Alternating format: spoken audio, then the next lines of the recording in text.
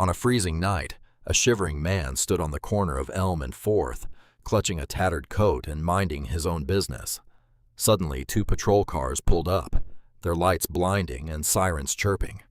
To the officers who stepped out, he was just another target, a nobody they could push around to pass the time on a slow shift. They shoved him, mocked him, and believed they held all the power. They were dead wrong. The man they were breaking was their new boss.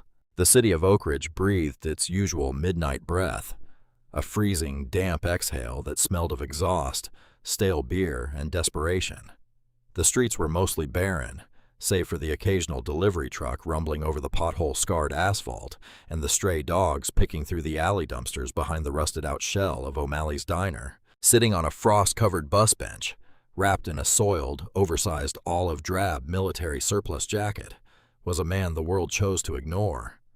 He looked to be in his late 50s, his face obscured by a thick, unkempt graying beard and a heavy wool beanie pulled down low over his eyes. His hands, encased in fingerless gloves, were wrapped tightly around a styrofoam cup that had long since surrendered its warmth. To anyone driving by, he was just another piece of urban blight, a sad statistic of the city's crumbling social safety net. But beneath the layers of grime, the artificially scuffed boots, and the carefully applied scent of cheap whiskey and unwashed clothes, the man's mind was sharper than a scalpel. His name was Harlan Caldwell. He had recently been sworn in as the new chief of police for the Oak Ridge Police Department. Harlan had not come to Oak Ridge to comfortably ride out his remaining years before a plush retirement. He had been specifically recruited by the mayor to perform an exorcism. For the past 4 years, the OPD, and specifically the 4th Precinct, had been hemorrhaging taxpayer money in brutality settlements, false arrest lawsuits, and civil rights violations. The local papers called the 4th Precinct the Wild West. The internal reports Harlan had reviewed during his first week were sanitized masterpieces of creative writing. Every use of force was justified. Every broken jaw was the result of a suspect resisting. And every suspiciously missing body cam footage was attributed to technical malfunctions. Harlan knew that you could not diagnose a cancer by just looking at the paperwork. You had to look at the cells. He had spent 25 years in Chicago working his way up from beat cop to deputy superintendent. He knew the look, the walk, and the talk of a bad cop. He also knew that as a black man in a high-ranking position, he was often presented with the absolute best behavior his subordinates could muster when he walked the halls in his dress uniform with the gold stars gleaming on his collar. They smiled, they saluted, and they hid their true faces. So Harlan decided to give them a different face. He had spent hours perfecting the disguise. The beard was meticulously applied theatrical hair. The dirt under his fingernails was potting soil mixed with grease. He had even practiced the hunched, defeated posture of a man who had been beaten down by the world. Taped securely to his chest beneath 3 layers of thermal shirts was a state-of-the-art high-definition digital audio recorder. In his left boot, a small GPS tracker pinged his location directly to the encrypted phone of Captain Quentin Bradley, the only other person in the entire city who knew about this operation. "Stay safe out there," Captain Bradley had warned him earlier that evening. "The midshift boys in the 4th, they play by the rules. They're a pack."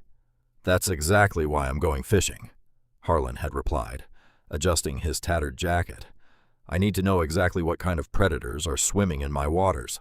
Now, shivering on the bus bench, the freezing wind biting through the denim of his worn-out jeans, Harlan waited. He was not doing anything illegal.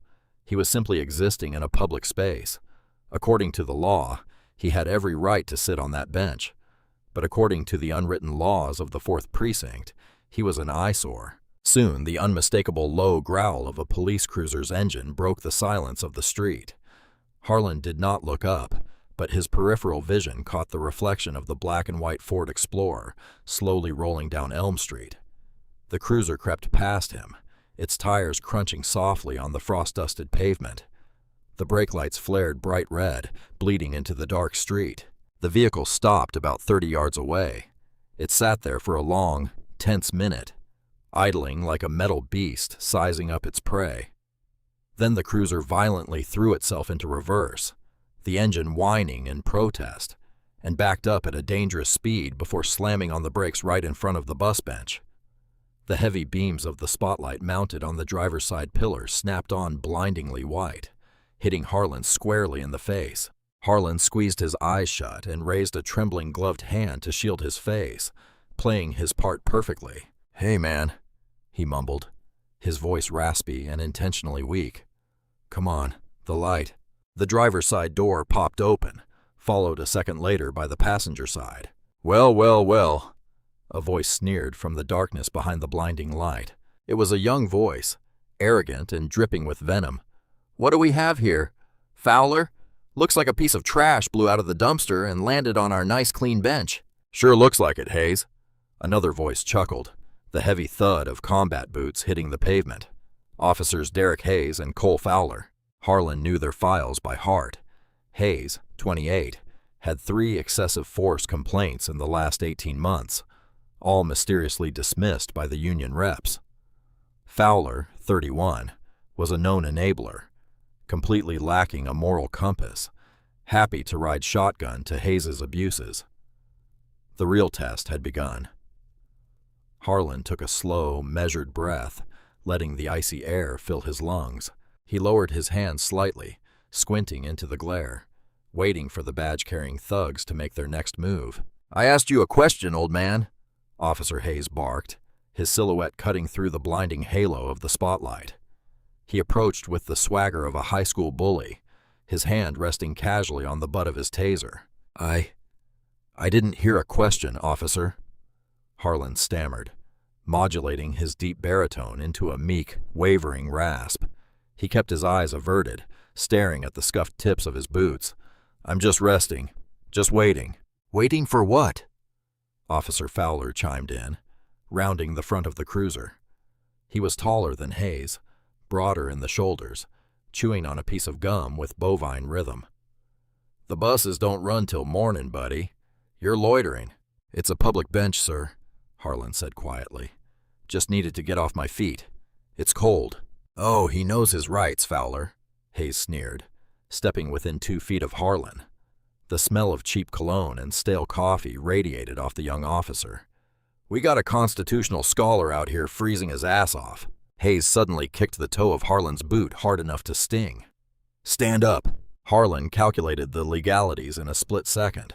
A Terry stop requires reasonable, articulable suspicion that a crime is occurring, has occurred, or is about to occur. Sitting on a bench is not a crime.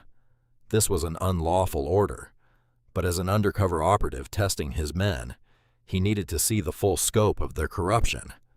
He slowly pushed himself off the bench, letting out a convincing groan as he stood, keeping his posture slouched.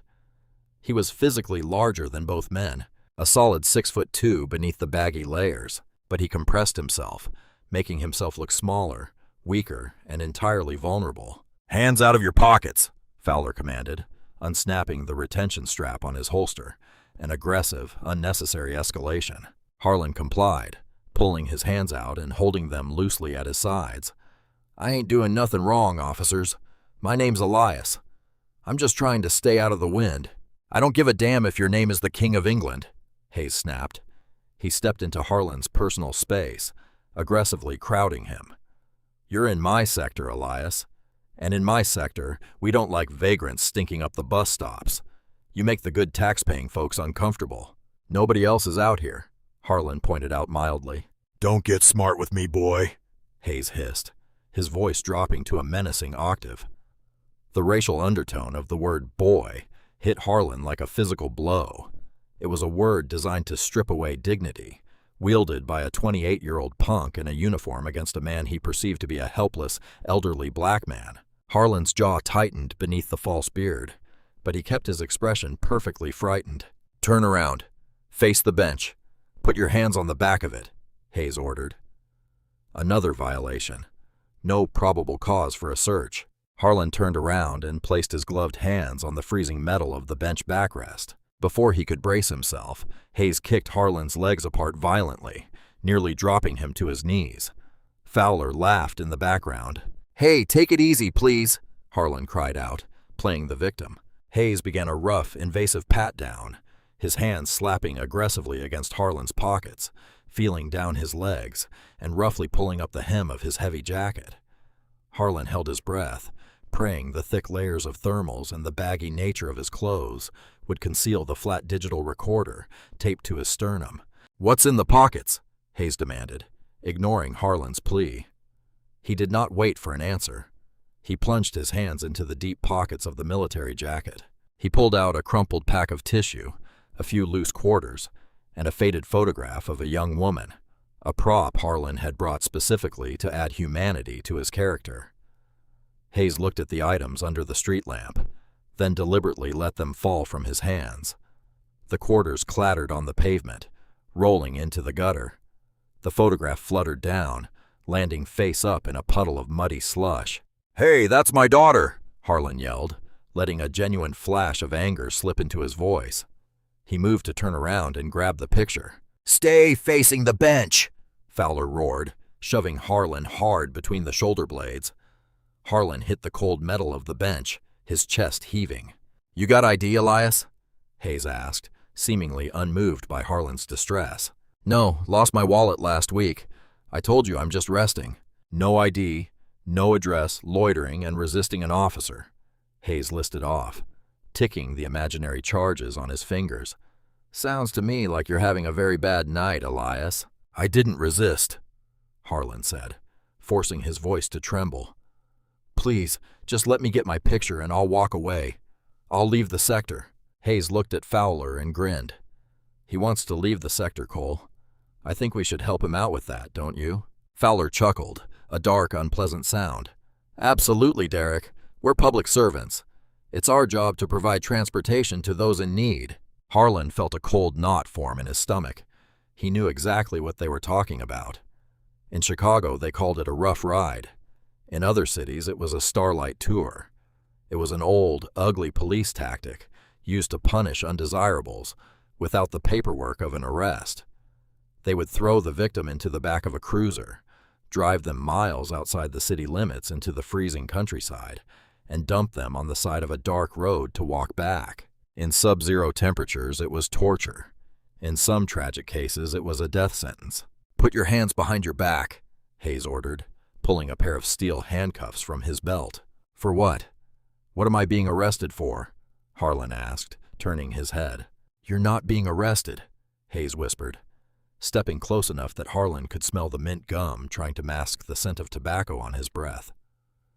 "You're being relocated. Now give me your hands before I break your wrist." Harlan allowed his hands to be pulled behind his back. The cold steel of the cuffs bit brutally into his wrists. Hayes ratcheted them far too tight, ensuring the metal dug into the bone. Harlan bit the inside of his cheek to suppress a grunt of pain. They grabbed him by the biceps, essentially lifting him off his feet, and frog-marched him toward the idling cruiser. As they approached the rear door, Harlan noticed a small, blinking red light on Hayes' chest disappear. He had reached up and silently clicked off his body camera. Fowler did the same a second later. "They're going dark," Harlan thought, his blood boiling. "They're turning off the cameras so there's no record of the abduction." "Watch your head, trash," Hayes mocked before violently shoving Harlan down into the back seat of the cruiser. Harlan's head cracked against the plastic partition dividing the front and back seats. He slumped onto the hard plastic bench, the doors slamming shut behind him, sealing him in the suffocating darkness of the cage. The back of a police cruiser is designed to be uncomfortable. It is a cage of hard plastic, metal mesh, and zero leverage. With his hands cuffed tightly behind his back, the awkward angle forced Harlan to sit hunched forward, his shoulders screaming in protest. The heavy plexiglass partition separating him from Hayes and Fowler was smudged and scratched, but it could not block out the sound of their voices. The cruiser shifted into drive and pulled away from the curb, leaving Harlan's meager belongings and the photograph in the puddle behind in the desolate Oak Ridge night. "Central, this is 4, Adam 12. Fowler's voice crackled over the radio, sounding bored and entirely routine. "Show us clear from Elm and 4th. No report. Resuming patrol."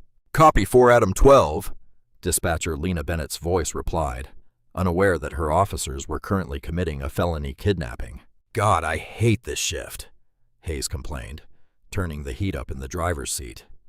The warm air blasted into the front cabin, but the vents to the rear cage remained securely closed. Harlan was left to shiver in the freezing back seat, the cold seeping through his inadequate layers. "Just a few more hours, man," Fowler replied, tapping on his phone. "Then we hit up that diner on 9th for the breakfast special. Sarah's working." "Yeah, well, we gotta take out the trash first," Hayes said, glancing in the rearview mirror. His eyes met Harlan's through the thick plexiglass. "How you doing back there, Elias? Enjoying the ride?" Harlan did not answer. He slumped against the plastic door panel, letting his chin rest on his chest. He was hyper-focused on the red recording light of the device taped to his chest. He needed them to keep talking. He needed them to dig their own grave so deep that not even the strongest police union attorney in the state could dig them out. "He's giving us the silent treatment," Fowler laughed. "You think he's going to complain to the mayor? Who's he going to complain to?" Hayes scoffed. "Look at him. He's a ghost, a nobody. These people, they come into our city. They suck up resources. They make the streets look like a damn third-world country. And what does the brass want us to do? Hand out blankets and warm cocoa." "Hear about the new chief?" Fowler asked, the conversation shifting exactly where Harlan wanted it to go. "Caldwell." Hayes spat the name like it was a curse word. "Yeah, I heard about him. Some diversity hire they brought in from Chicago to reform us. Guys like that, they don't know the streets. They sit in their plush offices making six figures telling us how to do our jobs, while we're out here in the mud dealing with animals like Elias here." Harlan's heart hammered a steady, furious rhythm against his ribs. The sheer, unadulterated arrogance of these men was astounding. They felt entirely untouchable. "I heard Caldwell is looking to make an example out of the 4th Precinct," Fowler said, a hint of genuine concern creeping into his voice. "Internal Affairs has been sniffing around Miller's squad." "Let them sniff," Hayes said dismissively, taking a hard right turn that threw Harlan violently against the opposite door panel. The cuffs bit deeper into his wrists, drawing a thin line of blood. "Sergeant Miller has our backs. The Union has our backs. Caldwell is going to realize real quick that he can't run this city without us. If he pushes too hard, the blue flu hits. We all call out sick. Let the city burn for a weekend. He'll come crawling back begging us to put the uniforms on." Harlan memorized the name. Sergeant Wesley Miller. He was their immediate supervisor. If Miller was providing top cover for this kind of behavior, the rot went deeper than patrol officers. It meant middle management was actively conspiring to protect abusers. The city streetlights began to space out, becoming less frequent as the cruiser left the urban density of Oak Ridge and headed toward the desolate county lines. The buildings gave way to empty lots, industrial warehouses, and eventually the dark skeletal silhouettes of winter-stripped woods. Where are you taking me?" Harlan finally spoke up, letting his voice crack with feigned terror. "Please, just let me out here. I can walk back." "Walk back from here?" Hayes laughed, looking out the window at the pitch-black scenery. "Nah, Elias. You need some exercise. Clear your head. We know a great spot, very scenic. Lots of nature." "It's freezing," Harlan pleaded. "I don't have a hat. My coat is thin. I'll freeze to death out here." "Not our problem," Fowler stated coldly. "You should have thought about that before you decided to make our city look ugly. Consider this a motivational seminar to relocate to a different county." They were crossing the boundary line. The city limits of Oak Ridge ended at the crossing of the Blackwood River Bridge. The cruiser rumbled over the metal grating of the bridge, the tires singing a hollow, eerie tune. The temperature outside had dropped sharply. The wind chill was well below zero. Dumping a man out here without proper winter gear, miles from the nearest open business, was not just cruel. It was attempted murder. Hayes pulled the cruiser onto a gravel turnout near the edge of a dense, unlit pine forest. The tires crunched to a halt. He shifted the car into park and turned off the headlights, plunging the vehicle into total darkness. Only the ambient glow of the police dashboard illuminated the cab. "End of the line, Elias," Hayes said, unbuckling his seatbelt. Fowler stepped out first, drawing his heavy maglite flashlight. He walked around to the rear passenger door and yanked it open. The biting wind instantly rushed into the cage, hitting Harlan like a wall of ice. "Out!" Fowler commanded, grabbing Harlan by the collar of his jacket and hauling him out of the vehicle. Harlan stumbled, his legs stiff from the cold and the awkward seating position. He landed hard on his knees in the frozen gravel. Fowler did not offer a hand. He simply stepped back, shining the blinding beam of the flashlight directly into Harlan's eyes. Hayes walked around the back of the cruiser, his boots crunching loudly. He reached down, grabbed Harlan by the arm, and hauled him to his feet. "Turn around," Hayes barked. Harlan turned, presenting his cuffed hands. He felt the cold metal of the key slide into the lock. The cuffs clicked open, and Harlan immediately brought his arms forward, rubbing his raw, bleeding wrists. "Now listen to me very carefully, Elias," Hayes said, stepping close, jabbing a rigid finger into Harlan's chest, right over the hidden recorder. "If I ever see your ugly face in my city again, I won't be this nice. Next time I'll find some drugs in your pocket, and you'll spend the next 5 years in a concrete box. You understand me?"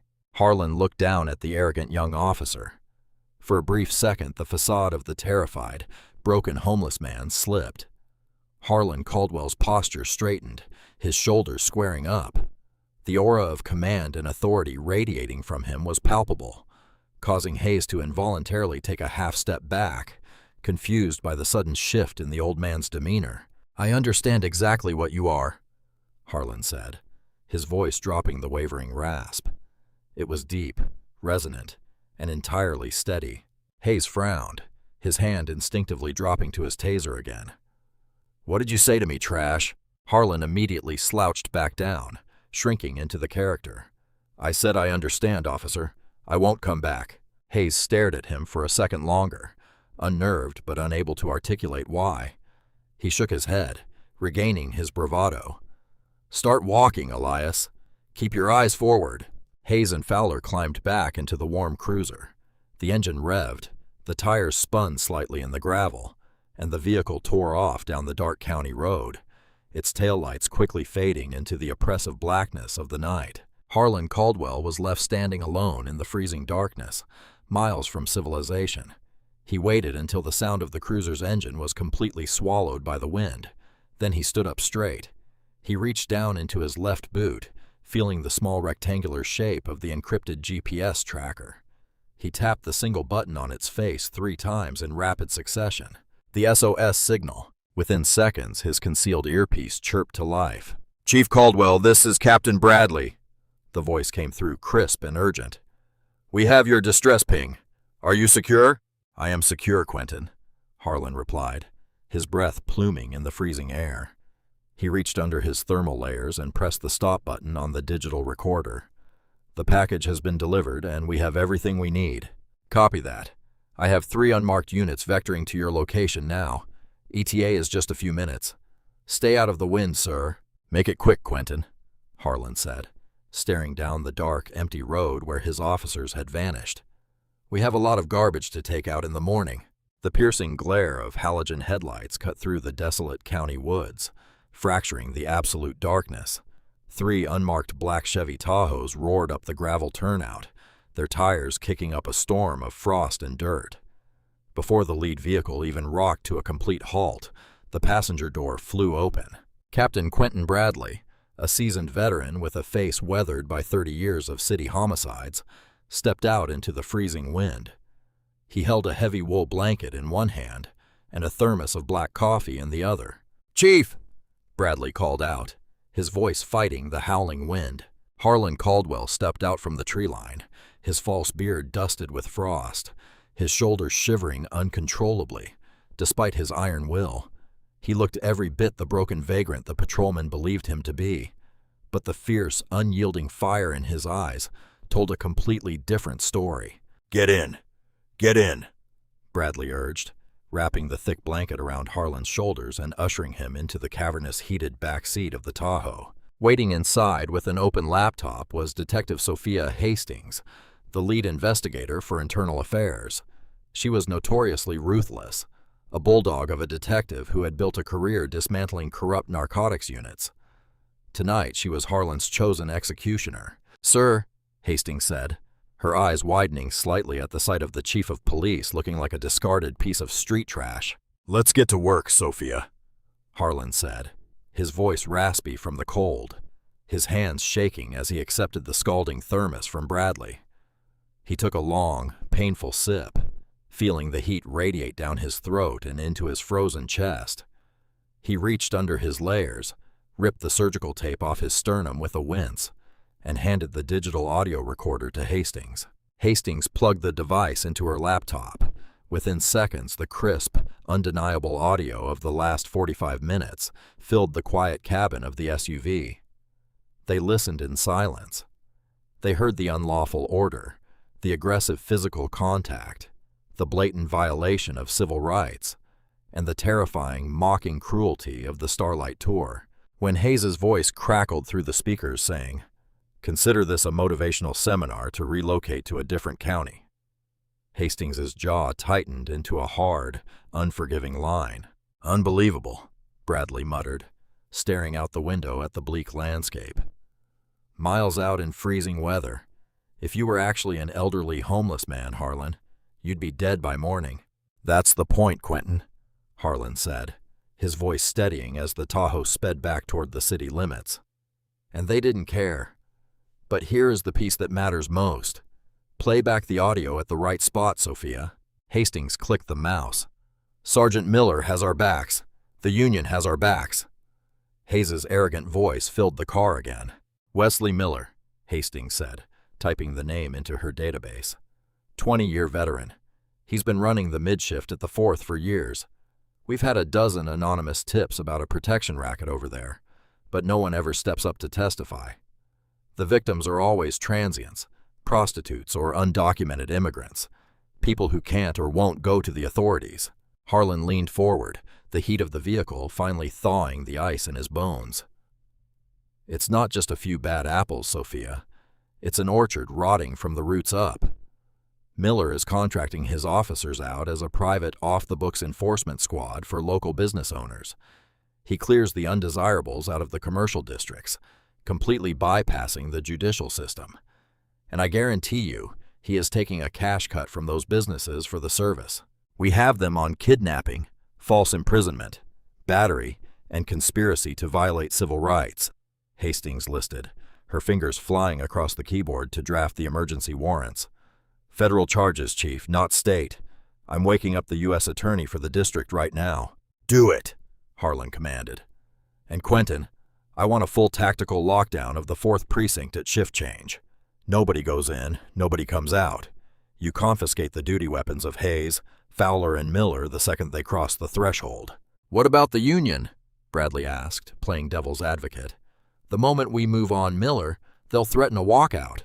"Let them," Harlan said, his eyes hard and cold, as the city skyline came back into view. "I'd rather patrol this city by myself than employ men who leave the vulnerable to freeze to death in the dark. Drop me at headquarters, Quentin. I need a shower, a razor, and my uniform." A short while later, the transformation was absolute. Gone was Elias, the shivering, hunched vagrant, in the soiled military jacket. Standing in front of the full-length mirror in the chief's private suite was Harlan Caldwell. The theatrical beard was washed away, revealing a strong, square jaw and sharp, calculating eyes. He wore a crisp, midnight blue dress uniform, perfectly tailored. The 4 gold stars on his collar gleamed under the fluorescent lights. His brass nameplate, Caldwell, sat perfectly level above his left breast pocket. He did not just look like a police chief. He looked like a force of nature. "Time to go hunting," Harlan whispered to his reflection. He grabbed his service weapon, snapped it into his holster, and walked out of the office. The storm was ready to break. The roll call room of the 4th Precinct smelled exactly how it always did at shift change. A potent mixture of damp wool, gun oil, cheap glazed donuts, and stale coffee. The room was packed with 30 officers transitioning between the grueling night shift and the incoming day shift. The night guys looked exhausted, their uniforms rumpled, while the day guys were loud, caffeinated, and complaining about the bitter cold front outside. Sitting at a heavy wooden table near the back of the room were officers Derek Hayes and Cole Fowler. They were completely relaxed, radiating an air of smug invincibility. Hayes was scrolling through his phone, laughing at a text message, while Fowler was aggressively chewing on a fresh piece of gum and detailing their breakfast plans. Standing at the front of the room, leaning casually against the wooden podium, was Sergeant Wesley Miller. Miller was a bulldog of a man, thick-necked, red-faced, and carrying an extra 40 pounds of weight around his midsection. He was holding a clipboard, waiting for the clock to strike the hour to give the daily briefing. As the shift change approached, the heavy double doors at the back of the room swung shut with a loud metallic clack. Captain Quentin Bradley, flanked by Detective Sophia Hastings and 4 heavily armed internal affairs investigators, stepped in front of the exit, physically blocking it. The room's ambient chatter dialed down slightly as a few officers noticed the IA jackets, a ripple of unease moving through the crowd. IA never showed up at roll call unless blood was about to be spilled. "Lock the doors," Bradley ordered quietly. An investigator threw the heavy deadbolt. A second later, the side door near the podium, the entrance reserved for command staff, opened. Chief Harlan Caldwell strode into the room. The silence that fell over the 4th Precinct was instantaneous and deafening. It was as if all the oxygen had been violently sucked from the air. Cops who were slouching immediately sat bolt upright. Sergeant Miller practically jumped to attention, tossing his clipboard onto the podium. "Room attention," Miller barked, though his voice wavered slightly. 30 pairs of boots snapped together. Harlan walked slowly to the center of the room, his eyes scanning the faces of his officers. He let the silence hang, letting the tension build until it felt heavy enough to shatter the fluorescent bulbs overhead. He did not look angry. He looked entirely calm, which was infinitely more terrifying. "At ease," Harlan finally commanded. The officers relaxed their stances, but nobody dared to sit down. Harlan moved to the podium, stepping right next to Sergeant Miller. He rested his hands on the wood, his gold stars catching the harsh light. "Good morning," Harlan began, his deep, resonant voice filling every corner of the silent room. "I know it's unusual for the chief of police to crash a precinct roll call, but I felt it was necessary to address some fundamental principles of our profession, principles that it seems have been forgotten in this building." In the back row, Hayes leaned over to Fowler. "Here comes the Chicago diversity speech," he whispered, rolling his eyes. Fowler gave a tight, nervous smirk, but his eyes kept darting to the IA detectives blocking the exit. "We are entrusted with an immense amount of power," Harlan continued, pacing slowly across the front of the room. "The power to strip a citizen of their freedom, the power to use force. With that power comes a sacred trust. When we break that trust, we are no longer law enforcement officers. We are an armed gang operating under the color of law." Harlan stopped pacing. He turned and locked eyes directly with Officer Derek Hayes. Hayes swallowed hard, suddenly feeling exposed. "It's cold out there, isn't it, Officer Hayes?" Harlan asked, his tone conversational but his eyes burning like blue-hot steel. Hayes blinked, completely caught off guard by the direct address. Yes, sir. Yes, Chief, it's freezing." "Indeed, it is," Harlan nodded slowly. "Not the kind of weather you'd want to be out in without a good coat. Tell me, Hayes, what time do the buses start running in your sector?" A cold bead of sweat broke out on the back of Hayes's neck. The specific question triggered a profound sense of déjà vu. Morning, sir." "Morning," Harlan repeated, his voice dropping an octave.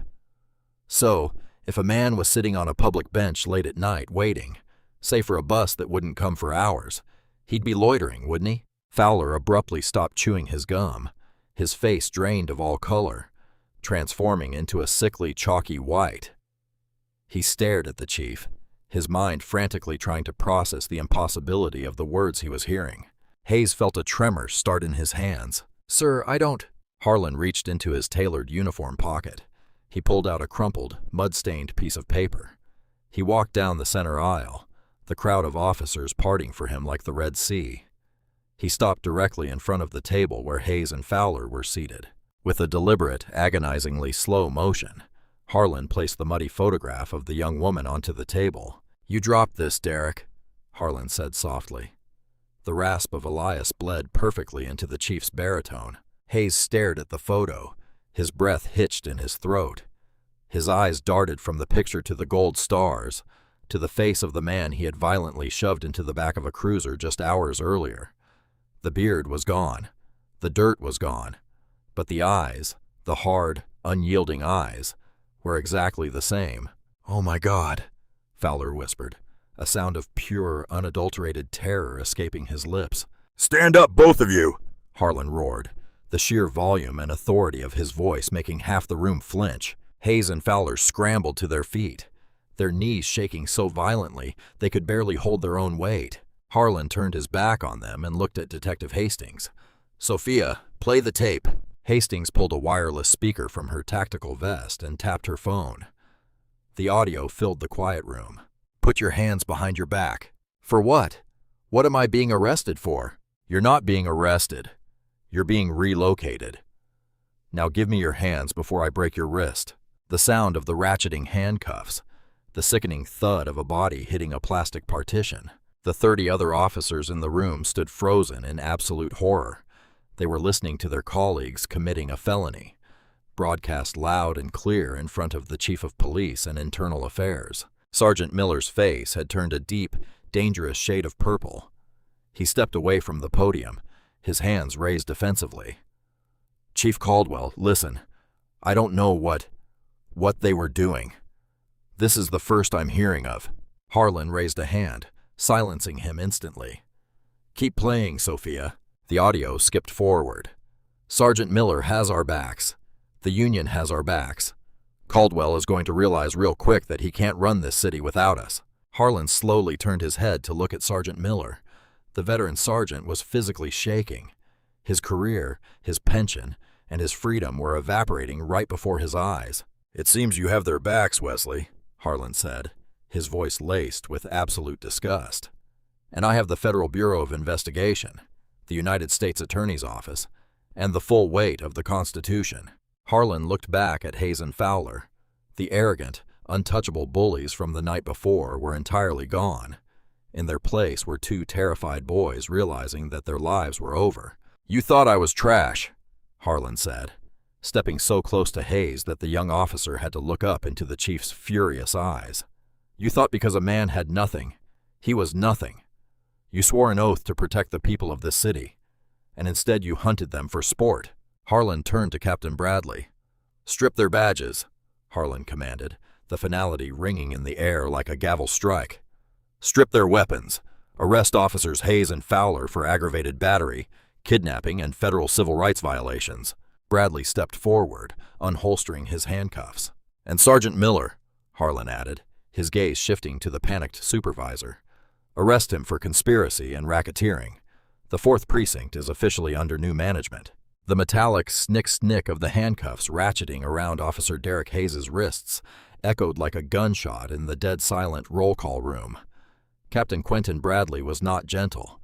He wrenched Hayes' arms backward, mirroring the exact brutal angle Hayes had used on the chief hours earlier. Hayes gasped, his face buried in the polished wood of the table.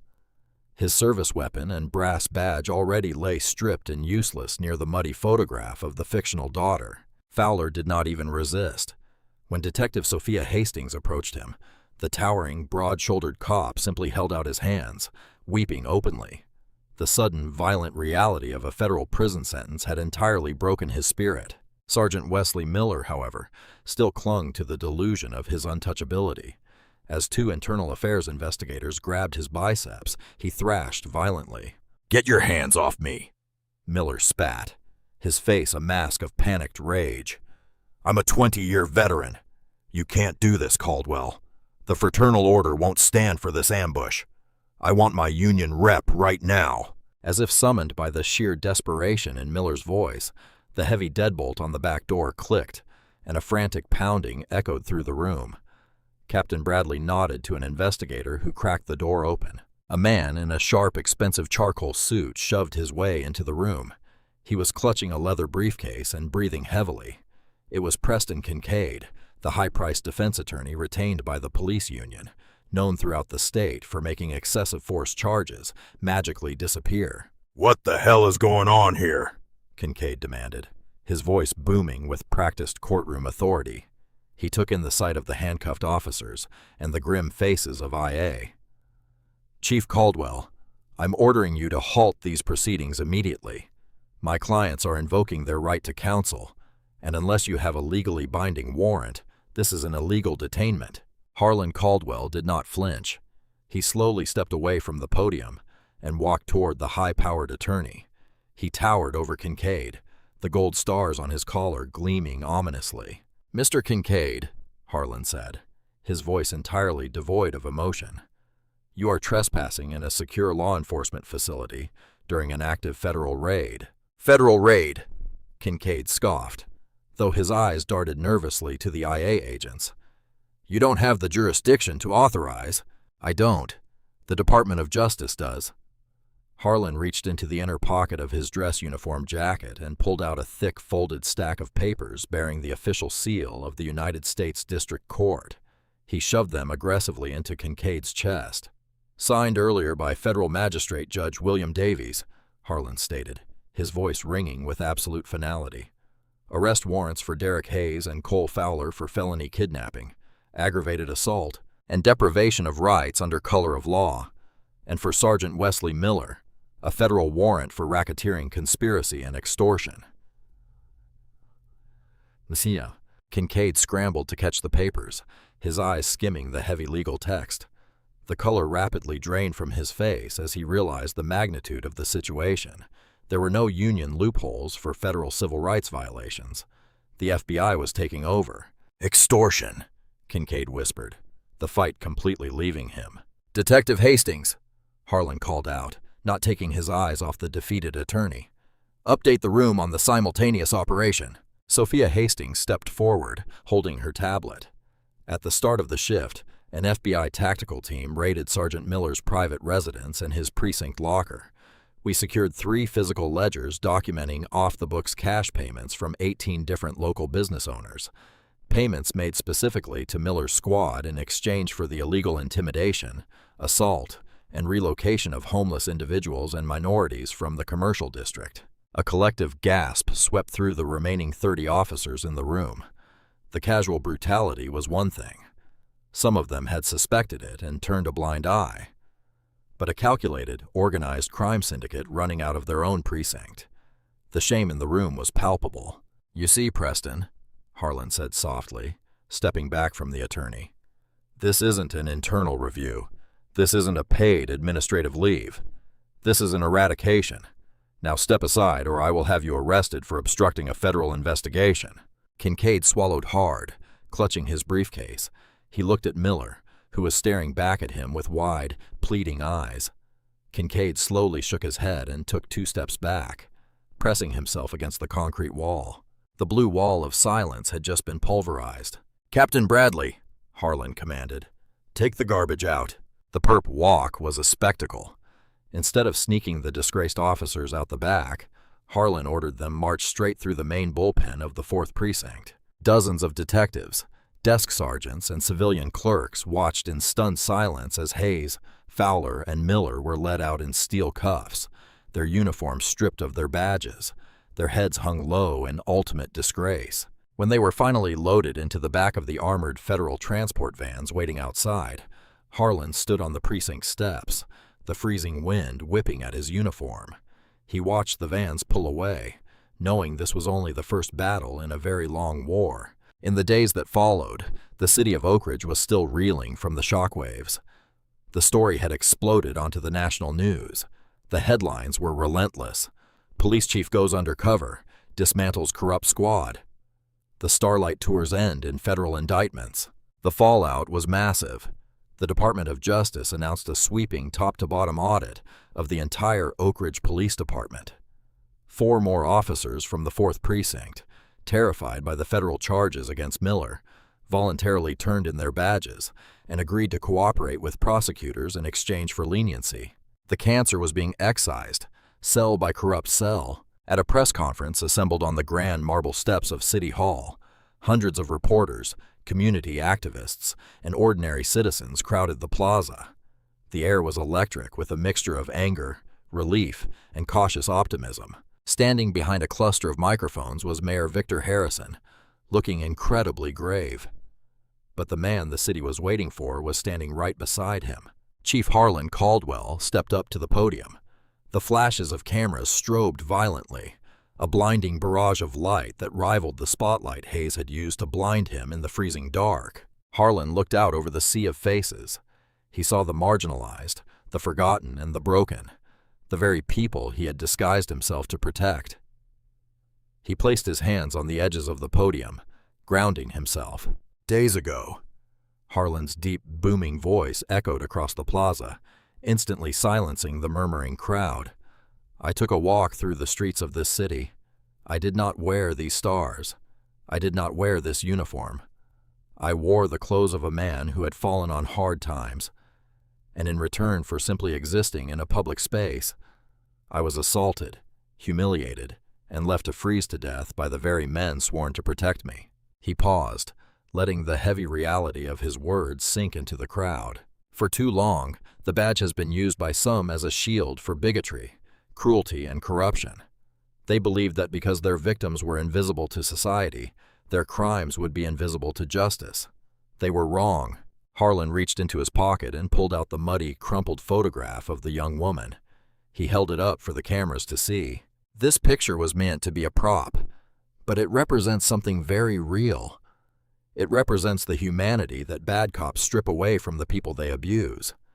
When an officer looks at a citizen and sees only trash to be swept away, they forfeit their right to wear the badge. They forfeit their right to be called peace officers. The plaza was completely silent, save for the rapid clicking of camera shutters. "To the community of Oak Ridge," Harlan continued, his eyes scanning the crowd and meeting the gazes of the citizens. "I cannot fix the past. I cannot undo the trauma inflicted by those who abused their power. But I stand before you today to make an ironclad promise. The era of the Wild West is over. The blue wall of silence has been torn down.